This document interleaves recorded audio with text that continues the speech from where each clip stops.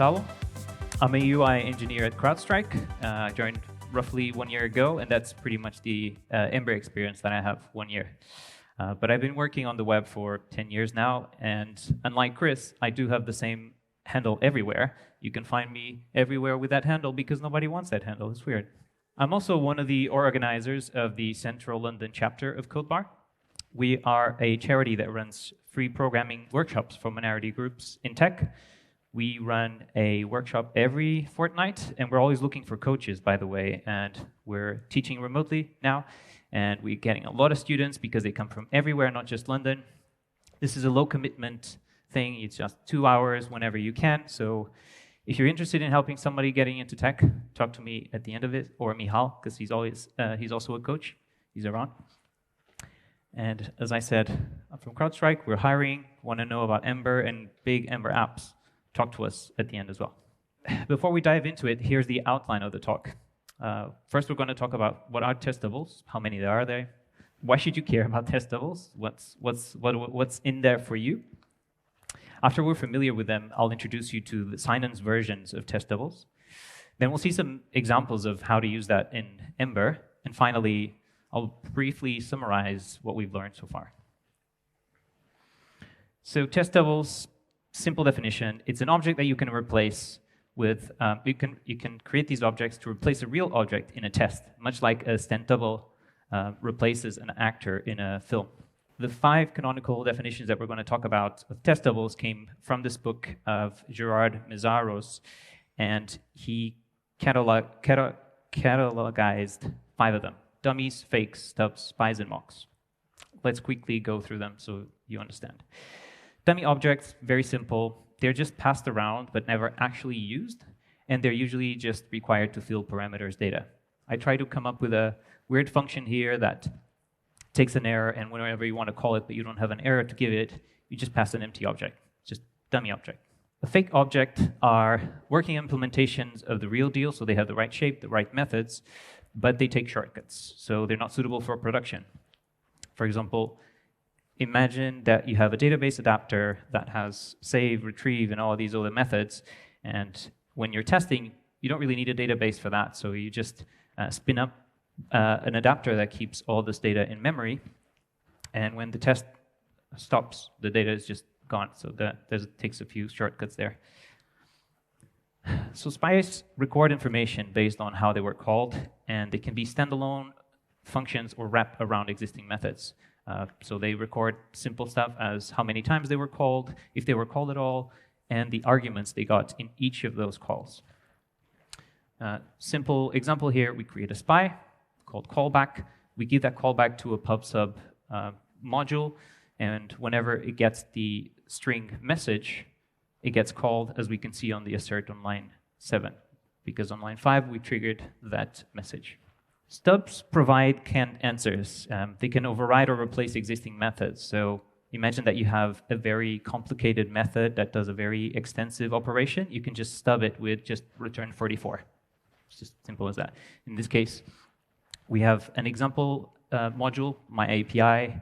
We stub that method, the only method that it has, and we say, you can get really specific about it. You can say, if you get 42, you return 1, but if you get 1, you throw an error with the string name.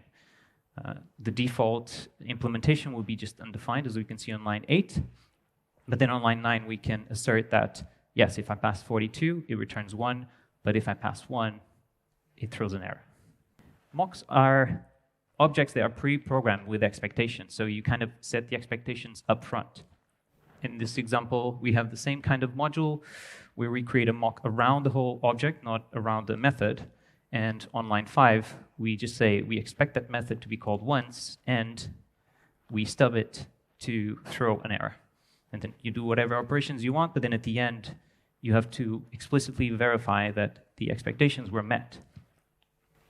So these were the kind of 5 theoretical definitions, and then we'll get more into concrete details. But before we get to that, I want to call your attention to a small detail. You will hear me use as a verb interchangeably stubbing and mocking, even though there are small differences on the objects themselves. But as a verb, every time you hear me say stubbing a method or mocking an object, you should hear replace the real functionality of a function or a method with a temporary implementation. Right, so this all sounds a bit too dry, so like after all these definitions, why should you care about it? Well, I say it might improve your tests. That's also good, right? It's not guaranteed though, like as everything in programming, you still have to apply the right tool for the right job. We'll go through a few examples, and I hope I will be able to convince you, but the bottom line of the talk, I want to help you to get to invest in unit tests. This talk is almost as much about unit tests as it is about test doubles, because they are used in tandem. If you invest in unit tests and test doubles, you get better isolated tests. Good unit tests should test a single unit, so not its dependencies. So isolating them from those dependencies is crucial. You'll have faster tests because unit tests are super fast. They have little to no dependencies, and given the very close zoom they have. You will reduce the flakiness of your tests. If you ever had to deal with flaky tests, they're very painful. So by stubbing and mocking dependencies like asynchronous requests or asynchronous calls to databases, you will break away from these dependencies that sometimes break your test, and you just go to your CI and it's like, yep, run again, this was just a fluke. So now that the test can be run over and over with the same results, no fluctuation, you will have increased reliability on your tests. So you'll have more confidence in refactoring and restructuring the code that you already have. Right, let's get into Sinon.js now that we're familiar with test doubles. Remember what I said, every language, framework, or author even, gives a slightly different meaning to SPI, stubs, and mocks. So I kind of want to go through them again on the Sinon.js perspective so you understand then the code examples that I'll show. As we've seen, SPIs, standalone wrappers around a method, and they record calls. And in Sinon.js, it will be something like this. We got a method, we got a module drawer, we're going to spy on the open method, and then we can see that that's code that you can actually run. You assert that open spy was not called yet, then you call it, you open, and you even assert that it returns true as per implementation. And then the assertion changes. Now it's true, it was called. Notice that on line 6, we're actually getting the value of the implementation. So we're spying on it, but we're calling the real implementation. So that's important for spies, because stubs in Sinon.js, they are like super spies. They do everything that a spy does, but you can provide those canned answers. You can override the methods that exist. So in this case, the setup is very similar to the previous code example, but instead of spying on open, we stub on line 4, and then on line 5, we override the implementation that we had on line 2. So now it no longer returns true, it returns false. And all the other assertions are exactly as the spy, but we equal to false because we overrode the implementation. Right. So Sinon also provides us with fakes. So this is kind of like an alternative to spies and stubs. It's kind of, in a way, a simplified way of thinking of them, because sometimes you're like, should I spy? Should I stub? What should I do? So this is just a different way of thinking about it. So you create fakes that record calls and replace the implementation, but there's two crucial differences. You have to manually replace them after you create them. You have to manually say, I replace this method, and they are immutable. So unlike stubs, in stubs you can chain several expectations, and then you can just say, if I can return this and I can return that, and with these arguments return something different. But fakes, after created, that's it. They are immutable. So in this case, the same drawer module, where we create a fake on line 4, if I wanted to change that open fake after creating it, I couldn't because they're immutable. And then on line 5, I have to manually replace the open method on drawer with the open fake that I created. And then the same assertions apply as the previous stub that we had. Finally, we have mocks. And mocks in Sinon, they are just a different approach to stubs. And as we've seen before, they have the expectations built in. And they are especially useful when you have to stub multiple methods. Like you're passing a module to some other function, and that module is going to be called in several functions. So it's better to create a mock. In this example, I just mocked once one method, but as we've seen before, the expectations are set before using it, and then at the end, we verify that the expectations were met. Right, so after a lot of code with just generic vanilla JavaScript code of spy, stubs, and mocks, how do they look in Ember.js, and where can they be useful? So first of all, you need to a little bit of setup. Sinon has this concept of sandbox that every modification that you do is kind of like stored in this sandbox that is default. You don't need to care about it except in one detail. At the end of every test, you have to clean it up. You have to clean up these objects because you're actually fiddling with the real implementation of your modules, of your services, of your functions. So you cannot forget to restore the default sandbox at the end, or if you want to be more specific, the method that you fiddled with, because otherwise you're going to have memory leaks, you're going to have more flakies than you had before, so like don't forget to clean it up.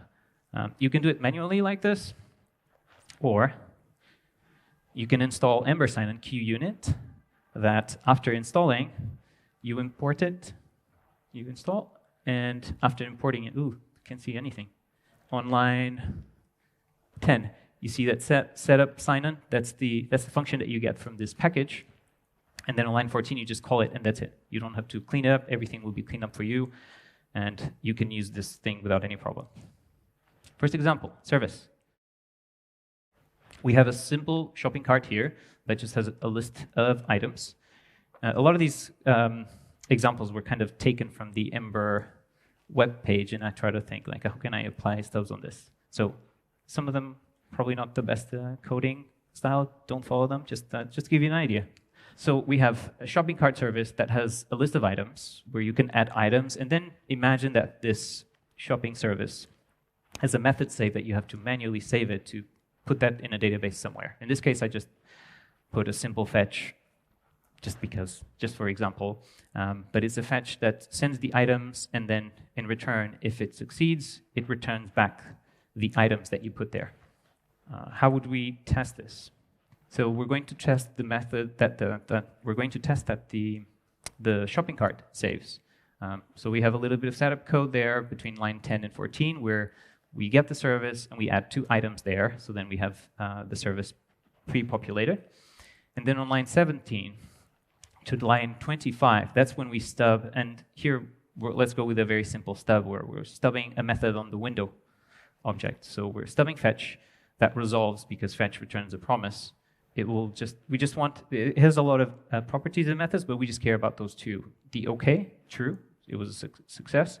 And then JSON, that just returns the list of objects that we got from the server. We call on line 27, we call save, we get the items, and at the end, we assert that we got the items, that we sent, basically. Stubs are especially useful because you can simulate scenarios. It's not just about the flakiness of your test, but you can also come up with all kinds of answers that you know that your server will give you. You can emulate that, and you can see how your functions, modules, components, etc. Deals with those different messages. So in this case, let's imagine that the save fails. So we still stub the same method, but we're saying it was not okay, and we got some messages an error.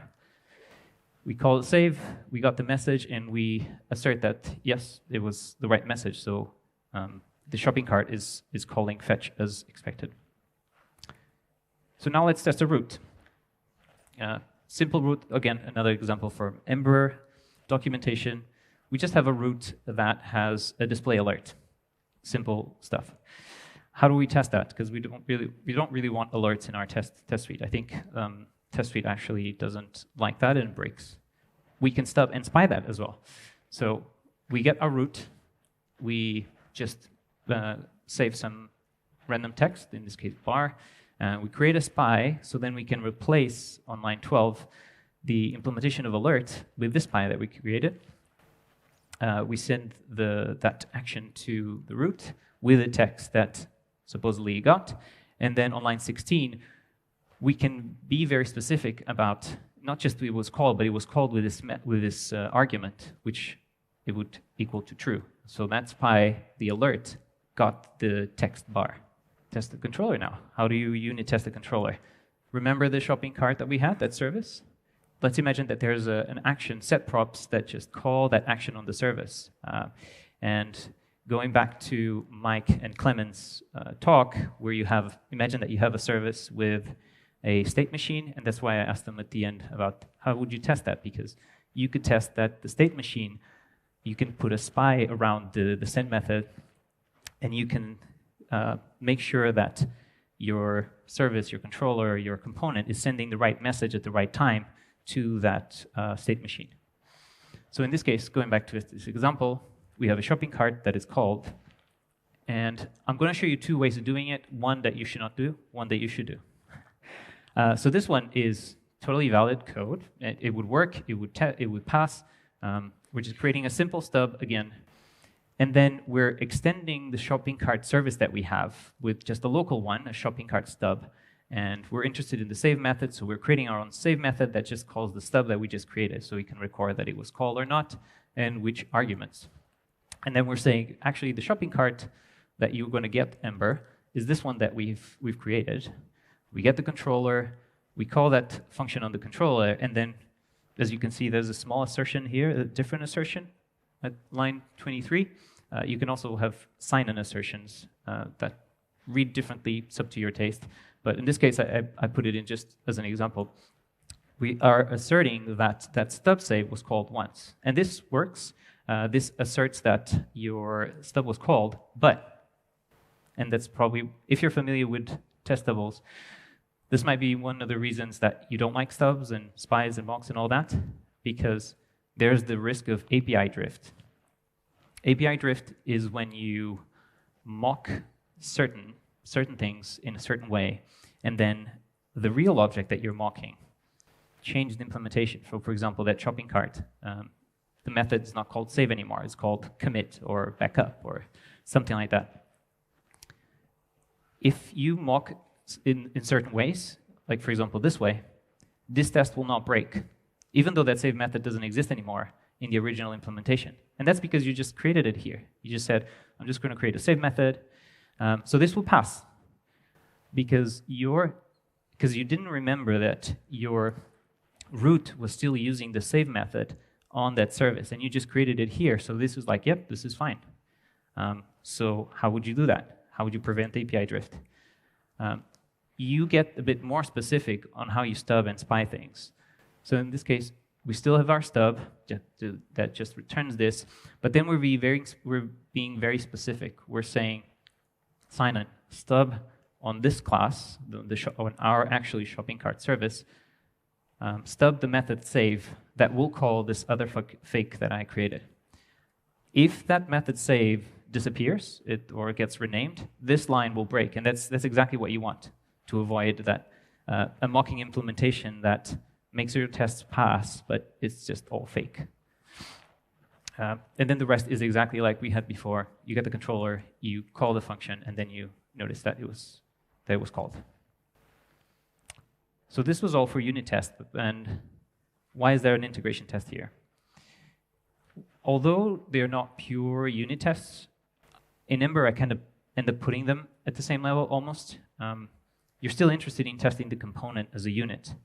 And if the component can rely on outside dependencies like services, HTTP requests, database calls, it's also a pretty good place to use mocks and stubs and fakes. So you can isolate the component and you can make sure that you can test all the states that you want, because remember, with stubs, you can fake responses. So it's like this component will get a success here and we'll get an error here, and let's see how they handle with that. So we got a simple component here that whenever it gets inserted, it fetches some data to GitHub, and it will display loading if it's still fetching the data. It will display the user's avatar if it got the data, or if for some reason there was an error, it will just show the message that you got from that error. Again, we can fake those two tests. We can fake those two states. I didn't put a testing from the loading because this was very simple. But in this case, similar thing that you've seen before, where we stub the fetch and we give a success with the name and the avatar. We render the component, and then we assert that, yes, the username is there, and the image that shows up on the success is there.